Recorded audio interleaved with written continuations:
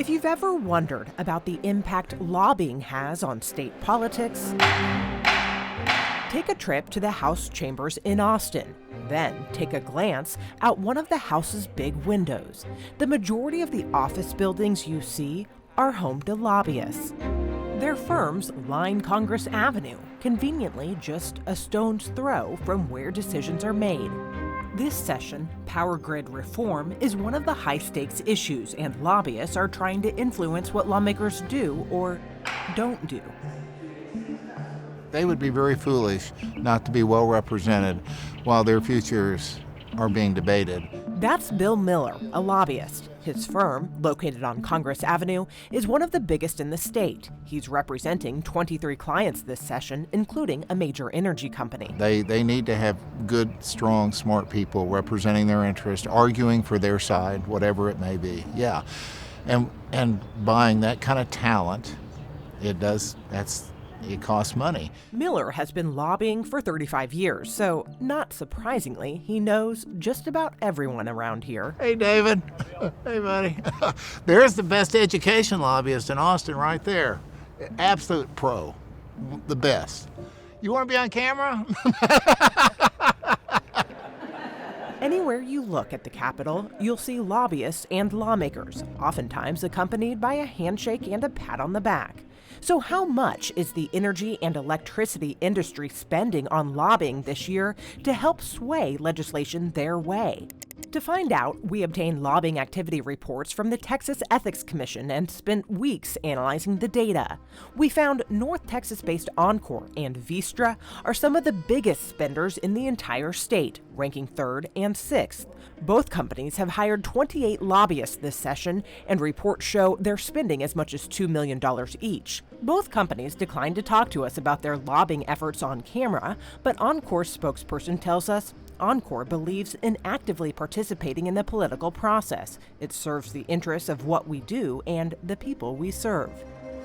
We found, in all, the energy and electricity industries have hired 338 lobbyists this session who have reported spending as much as $23.9 million on lobbying in just the first 3.5 months of this year. That's more than they spent during all of 2019, the state's last legislative year. Can you tell us a little bit about what are some of the largest, most lucrative gifts you guys have given lawmakers? No, I don't talk about gifts I give lawmakers. We report all our gifts, of course. The reports for gifts given to lawmakers this session aren't available yet, but we can tell you in recent legislative years, gifts to lawmakers included Cowboys tickets, Rangers tickets, a night at the Four Seasons, bar tabs at the Cloakroom, spa treatment packages, gift certificates, and, well, you get the picture.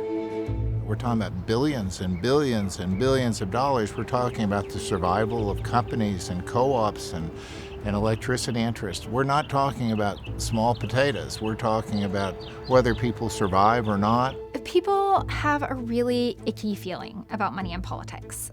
People feel like it must be corrupt. Claire Brock is a political science professor at Texas Women's University. Her research focuses on lobbying behavior. Our political process is supposed to serve us. At the same time, every single person has that right to organize and petition government. And lobbying is nothing if not organizing and petitioning government. A 2008 study looked at what lobbying on Capitol Hill gets companies and found it's money well spent. Companies saved more than $220 for every $1 they spent on lobbying. And there's an old adage that if you're not at the table, you might be on the menu. And so a lot of times lobbyists are just trying to have a seat at the table and influence, these small provisions one way or the other. For example, changing a simple word in a bill from and to or could save an energy or electric company millions. How important is lobbying when it comes to decision-making in Austin? Well, as chair of the Business and Commerce Committee, it just doesn't. We make our analysis based on data, knowing that, today they may not meet, tomorrow they may not. Our goal and our objective is to do what's best for the state of Texas. Senator Kelly Hancock and Senator Bob Hall, both from North Texas, are key players in legislation to reform the power grid this session. Combined, they've authored 9 bills that focus on protecting Texans from another power grid breakdown. A lot of people think of lobbyists as somebody with a handful of money trying to convince people to change something, or, luxurious travels to places. And certainly while there is some of that goes on, there's no question that there is that does go on. There's the good side of it. Lobbying is just like everything. There are two sides to it. For instance, both senators say lobbyists provide them with important insight and expertise into the electric and energy industries that they wouldn't otherwise have. But when the industry's lobby becomes too strong, Senator Hall says it has the power to derail legislation. Matter of fact, their lobby is so strong that they're the ones that have prevented us in previous sessions from actually taking steps to winterize. So whether the necessary power grid reform will happen this session, which wraps up on Monday, remains to be seen. What do you say to critics who say that lobbyists control the legislature? You can't control it. The truth is, you can hire all the lobbyists in town, but the true power is in that chambers. In Austin, I'm Charlotte Huffman.